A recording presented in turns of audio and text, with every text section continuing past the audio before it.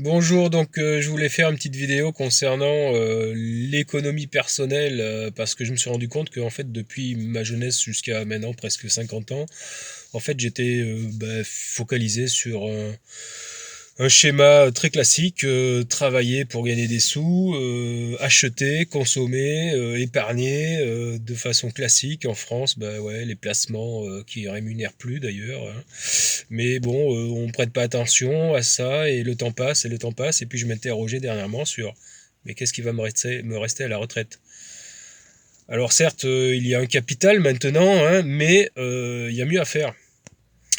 Surtout quand on entend depuis l'Amérique qu'il y a des plus jeunes qui ont trouvé des solutions pour faire travailler leur argent et eux moins travailler, enfin entre guillemets, parce qu'ils travaillent à la gestion de leur argent qu'ils placent, etc. et cet argent fait des petits.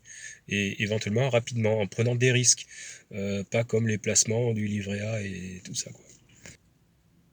Après, voilà, c'est des questions sur vis-à-vis de la consommation. Est-ce qu'il faut acheter sa maison, est-ce qu'il faut acheter sa voiture, ou bien louer l'un et l'autre, acheter d'occasion, etc.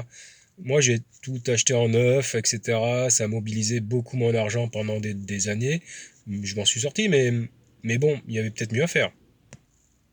Alors voilà, le but maintenant, c'est de se dire que dans 10, 14 ans, peut-être, ça sera la retraite et il faudra qu'il me reste quelque chose. Ça sera possible, mais il faudra surtout que l'argent que je veux maintenant faire fructifier, il est vraiment fructifié.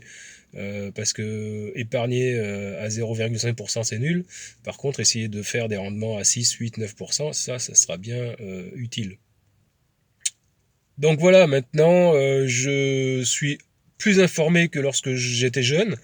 J'aurais eu ces informations là à l'époque. À l'époque, il n'y avait pas Internet avec la facilité d'accès aux informations. Il y a des livres évidemment, mais bon voilà.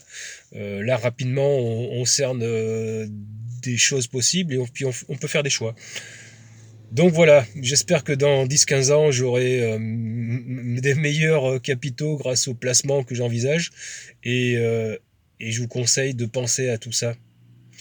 Alors c'est vrai qu'il faut de la volonté, il faut peut-être serrer les dents un certain temps, mais faire des choix peut-être osés, et puis patienter, il faut cibler une dizaine d'années, voire plus selon l'âge qu'on a, mais à l'issue ça sera rentable.